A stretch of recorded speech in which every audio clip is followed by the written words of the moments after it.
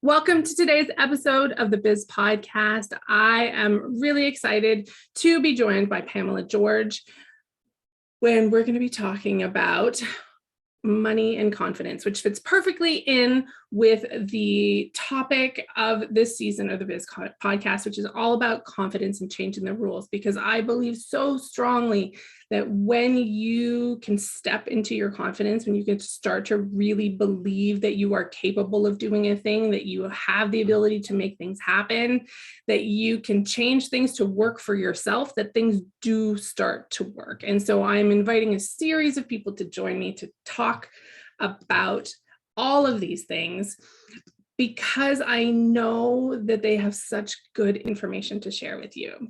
And so today's guest is somebody that I've known for a little while, and I'm going to tell you a little bit about who she is. Throughout her career, Pamela George has been steadfastly committed to one overarching goal: to educate and empower women so they may regain control of their finances and start living the life they want. We all know that changing the cycle of poverty and lack within a family, particularly over many generations, is one of the most difficult challenges a person can face. Pamela George not only did that, but now she advises highly successful women on how to address some of their own financial challenges through no fault of their own. This helps them regain control of their entire lives because stress over money permeates everything. As a frequent radio guest and public speaker, Pamela is a leader in providing tools to women and is a unique talent in this space. As a woman who clawed her way out of poverty and was raised by an illiterate mother, she now teaches financial literacy, proving anything is truly possible.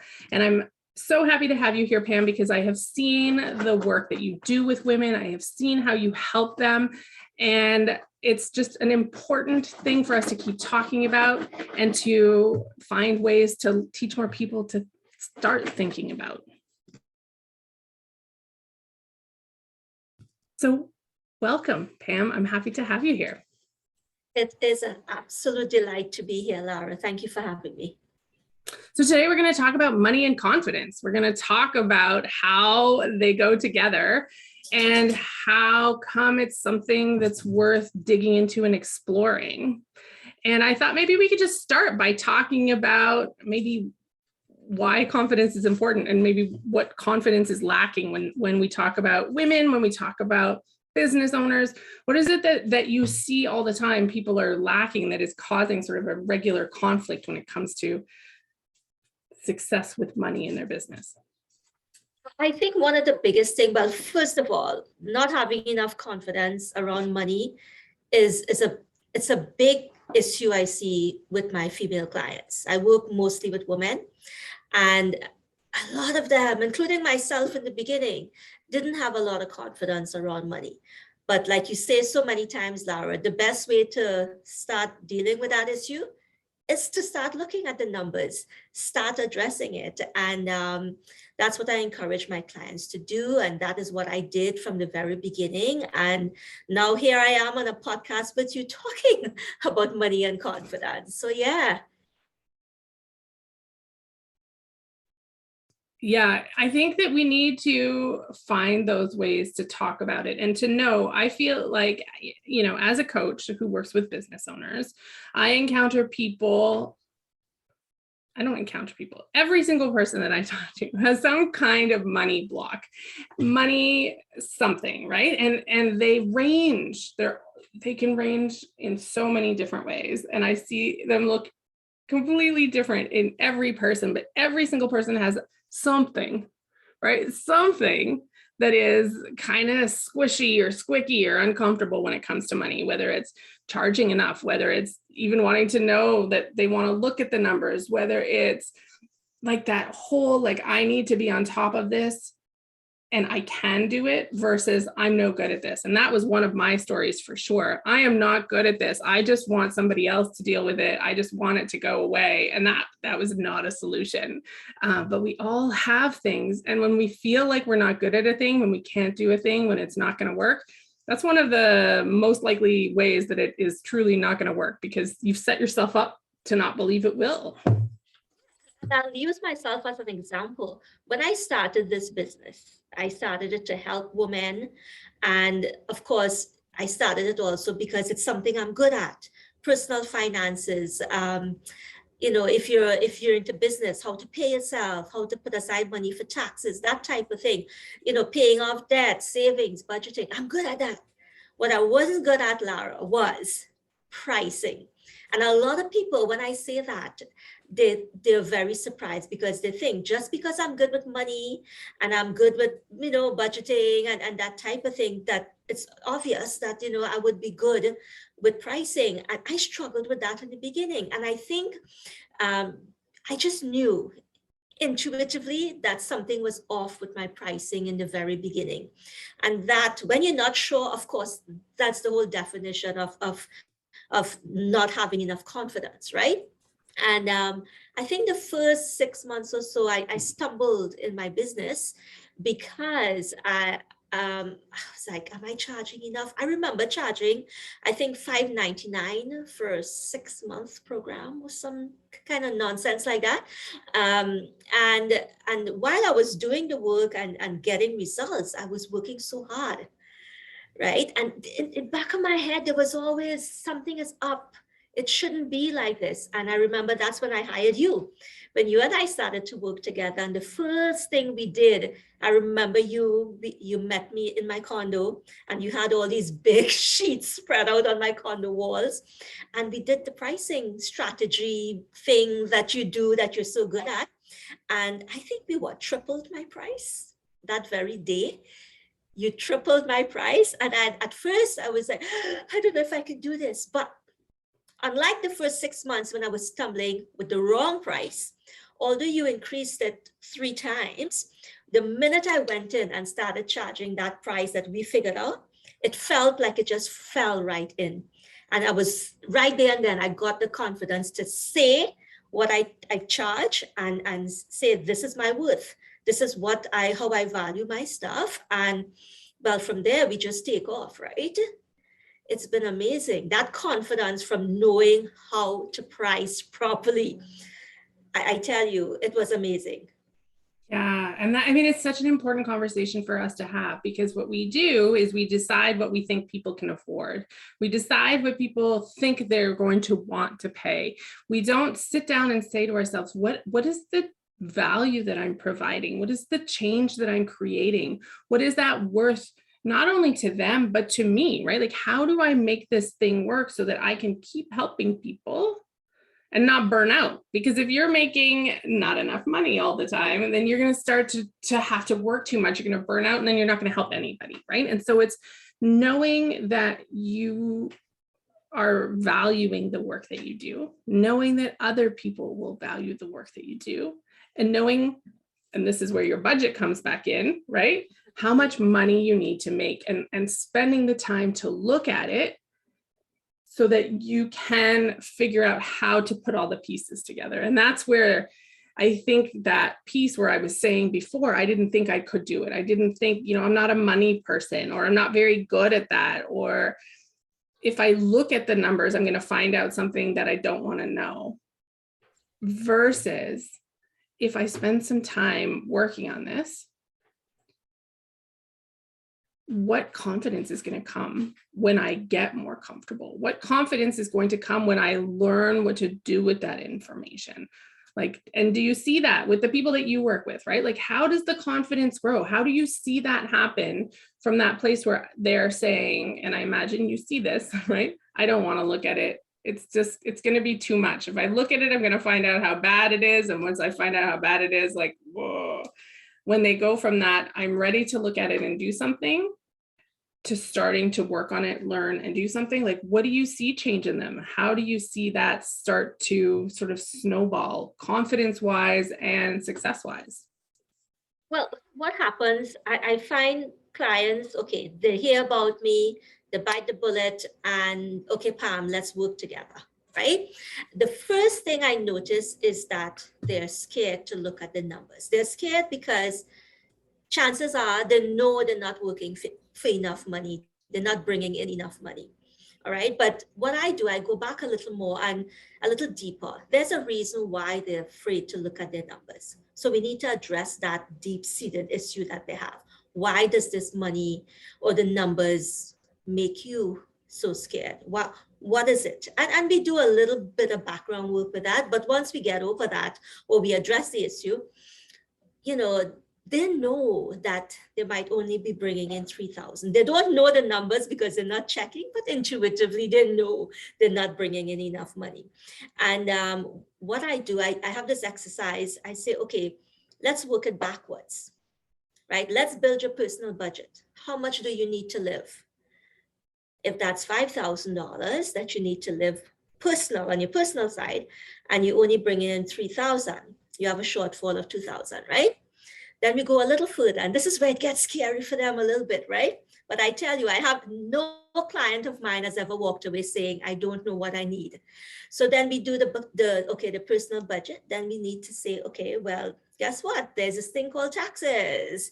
You need to put aside money for that. There's business expenses. So I have a formula that we work out, and we get to a point where, okay, this is what you need to bring in every month for you to pay taxes, have business expenses, and pay all of that, pay yourself.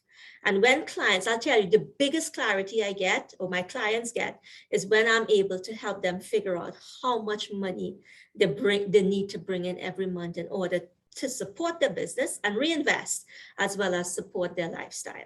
That is like, wow, that I think gives them the confidence, at least the first step in the confidence that they need to grow their business and do what they need to get done for their, for the six-figure business or whatever they're aiming for. That is key. Know how much to bring in every month. Yeah. And I will say that comes with a little bit of a before the confidence comes, yeah. Right? Mm-hmm. Like, no, I think that's one of the things we see all the time, right? Is people don't realize how much your business needs to make for you to make enough to feel good. And it's a different way of thinking than when you work for somebody else. So it may be kind of, and that's where Pam, you and I talk about the sort of joining of what I do and what you do, because when you're like, but I don't know how to make that much money, that's when we start having a conversation. Mm-hmm. But first you need to know what that number is. And if they don't add up. Yeah, if you need to bring in $7,000 a month and you're charging, $75 an hour, that's a lot of hours, right? So when that happens, I say, listen, based on your figures, based on what you want, your goals, your values, whatever, you need to bring in $7,000. In terms of what you need to do to bring that in, maybe you need to speak to Lara and she would help you with your prices, right? And help you to figure out, okay, because $75 an hour to make $7,000, that's burnout in the making right there, right? So yeah, they talk to you, you help them with the pricing the way you help me, and they come back, and then we rejig what we need to and help them build their confidence around their numbers so they know how to grow their business from that. Because what it comes down to is once you know your numbers, you have a specific goal. Once you have a specific goal, you can figure out specific actions that you can take. And until you know that, and you're just kind of making it up, not only do you not really know what actions to take, right? You're like, okay, you figure out the numbers, but you're missing all the important numbers to start with. Like, it makes it difficult. But then you can start creating benchmarks. You can start saying, these are the actions I'm going to take to get there. And so based on your experience with people who do that, who start to figure it out, and then who get a plan and they know what actions to take, what starts to happen when they start doing the actions? Well, I want to just go back a little bit. So when I tell a client, okay, let's use 7,000 as an example, right? You need to start bringing that in. Let's do your business budget. Remember, we would have done that to figure out how much money they bring in. I'll tell you, most clients, their business expense is Zoom, a ream of paper, a couple office expenses, because, they're so looking, because they're in survival mode, right? Remember, they're only bringing in 3,000 initially. So they're in survival mode, little bit of stuff. What I do when we say, okay, let's do this mock thing where it's $7,000 coming in. How much you think you want to put into business expenses? And they're like, well, a ream of paper, Zoom, because they're still in that mindset. So what I do, I said, no, let's expand that. Let's think a little bigger. What about a business retreat? So you get to network and grow and take a break from the everyday working in your business to work on your business and see the big picture. What about a retreat? What about putting that in your budget? What about hiring a coach? What about paying for some kind of premium service as opposed to free Acuity or free Canva because your business needs something a little bit more to stand out? What about we pay for all those things? So I find when I say to clients, let's start thinking big regarding your business, that is when I see I don't know. And they get scared, right? But I believe you got to think big. I'm not saying, of course, I'm not saying going to debt, excessive debt, but when it comes to business, you have to do some type of, extending yourself a little bit more than where you're comfortable. And I believe you did an exercise with that, Lara. You had the circle, and right outside the circle, just step out your comfort zone just a little bit. And I lived in that comfort zone, I would say, for the first 2 years of my business. Right? I stepped out of it thanks to you and your guidance. And I think doing that, stepping out of my comfort zone, is really what made a big difference in the growth of my business. Right? So yeah, initially clients, and I feel without doing that work that we do together or the work that you do with clients, even if they start bringing in the 7,000, I feel they could still think small with the Rima paper and the Zoom and whatever, and not expanded, not reinvest in their business. I see a lot of women doing that. They're not reinvesting in their business. And in these days with the pandemic, and everybody's about pivoting and doing things differently and stuff. If you don't put money back into your business, you could get outdated and you could get pushed out of the niche market you're in. Right? So my thing is, think big, step out of your comfort zone. Yeah. And there's so many layers to that. I think people are scared of thinking big because they don't know how they're going to make that money. They're scared of thinking big because they think it's going to get too hard. They're scared of thinking big because they think they're not going to be good at managing people, like all the things. But I think that thinking bigger and starting to think about the ways that I like to think about what the money is for, right? What am I trying to create? And so that you can go on that business retreat or hire the coach and not be like, oh no, I need to find the money. Be like, no, I want this thing. And so I'm going to plan for it. I know that my business is going to make this much money and I'm going to make it like this so that I can get these things that I desire, right? That I can create something that feels good to me. And when you don't look at it, you don't know how you're going to get there. So it feels like you can't do it, right? Like it's chicken and the egg. We're going to keep having chicken and the egg situations, but it really is about the fact that when you know what you're trying to create, you can be intentional about it.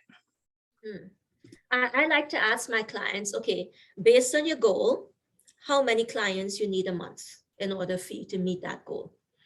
All right. If it's a number that is not realistic, meaning you don't have enough days in the month for you to do that, then obviously it's not realistic. So you either bring down what your goal is, or you put systems in place, such as increase your prices or create programs or whatever to support the goal of the money, of the amount that you want to bring in.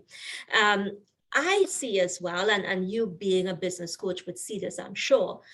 A lot of us, we spend so much time working in our business and very little time working on our business. I have a day that I call my CEO day, Lara. It is every other Wednesday from 9 to 3. I do nothing except CEO stuff.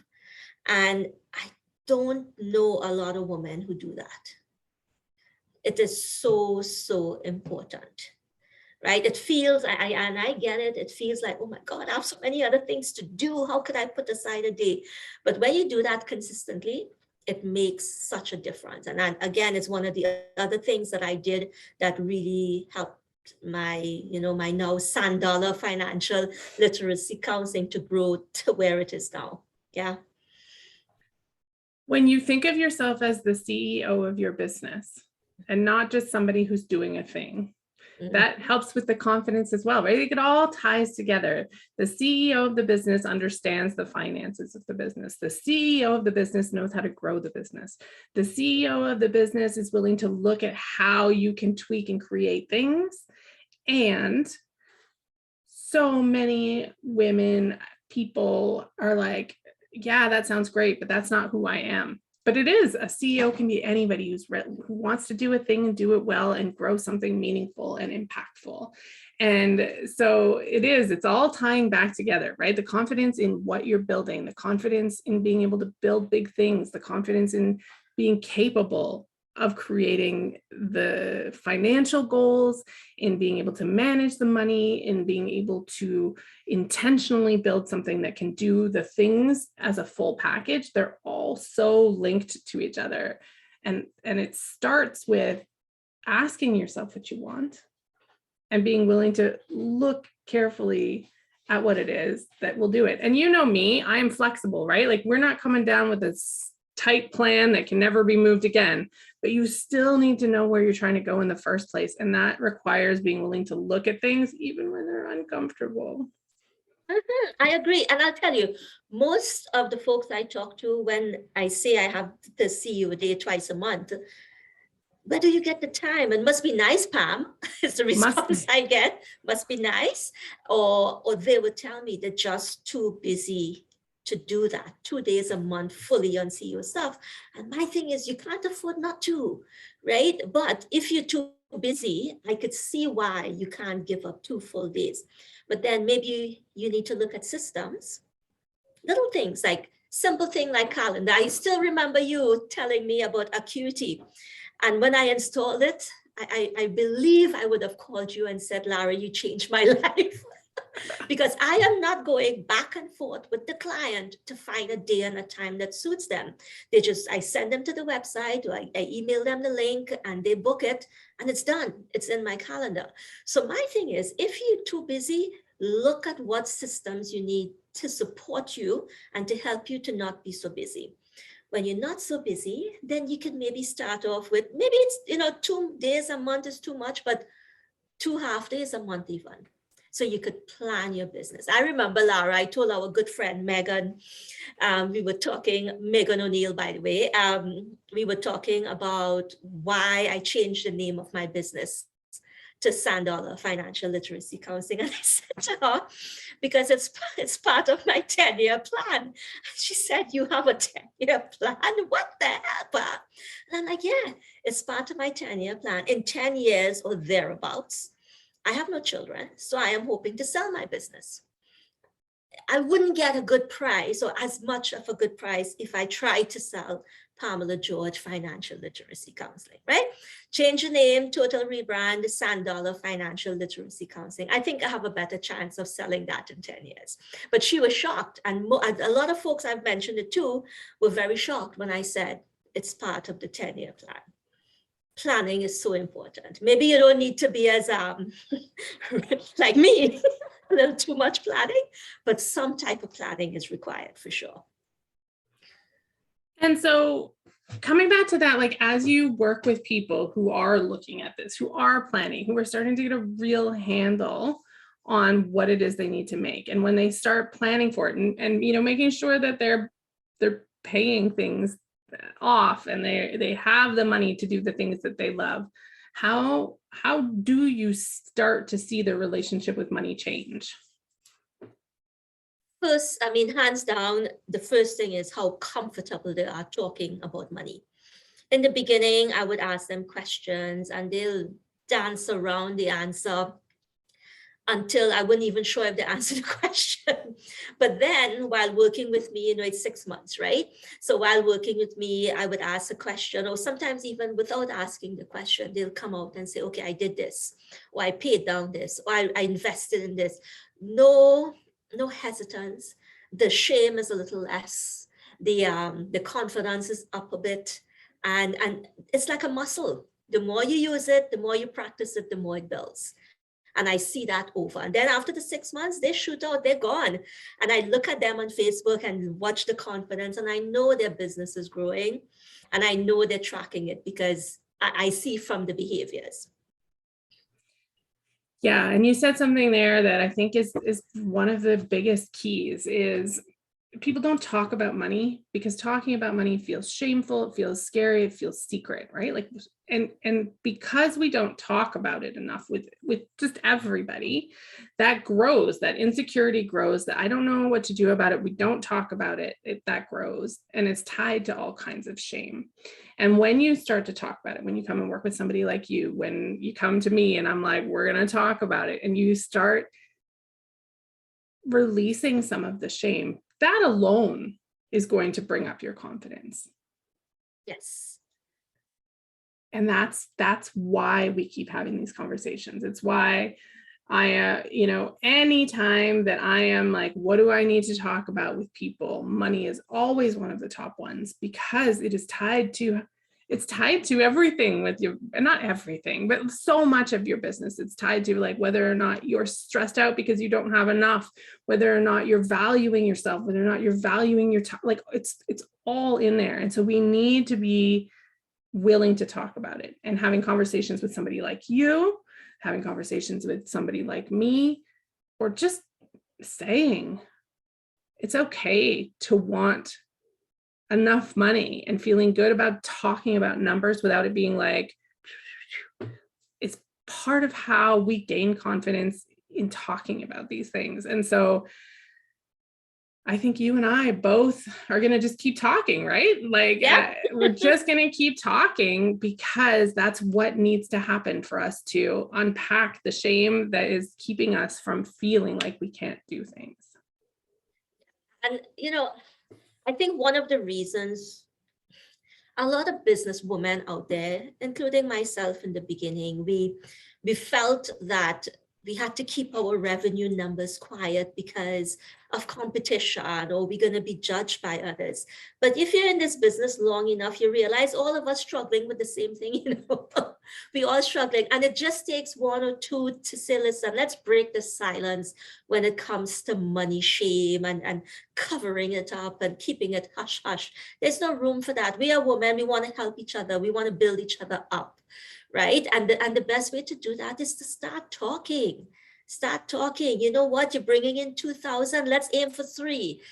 And 2 months after that, let's aim for 4 until we can get you to 7 or 8,000. And maybe even 10,000 a month kind of thing. Let's support each other. Let's break that shame and lift each other up. I really think staying hush hush about money is what is keeping us down. I really do. I absolutely agree. And so, I mean, we may have wrapped it up right there, but as we wrap up, I feel like that's like kind of the crux of it all, right? And why I'm going to keep having conversations with you. Is there anything else you want people to know about this topic, about money and their business? As a closing thought, what do you want people to know? I want folks to know, particularly women, the habits, the attitude you have around money. Give yourself a break when it comes to the quote unquote bad habits and the attitude that is not all wholesome. What you're doing around money right now, it started with your parents and maybe even their parents and their parents' parents. All right. Cut yourself some slack, give yourself some grace, and understand that it's not all you. There are things that were set in motion years, generations ago, and you are now, that is now showing up in how you spend money, how you behave, in your beliefs, etc. One word of caution: the next in line to inherit those beliefs and everything else that you got from your ancestors, the next in line are your kids. And just like how you learned from your parents and your grandparents, they are going to learn from you. You get to break that cycle if there's anything negative. And I assure you, there's stuff that needs breaking, but you get to break that so your kids don't get to go through this and have to learn everything the hard way. All right, so I think I will end with that because I could go on for another hour talking about it. Give yourself grace and help your kids not have to go through what you have had to go through to learn about money and develop a good relationship with money. Yeah. And I think that's great because sometimes when we're not willing to do things for ourselves, so finding that solid reason to do it for somebody else can help us take that first step into starting it. So thank you so much for being here. Everybody who is listening and watching live on Facebook, go and follow Pam, Sand Dollar Financial Literacy. I've got the links there for you to go in and follow, check her out. Pam, thank you so much for being here today and having this conversation with me. My pleasure, Lara. Thank you so much for having me.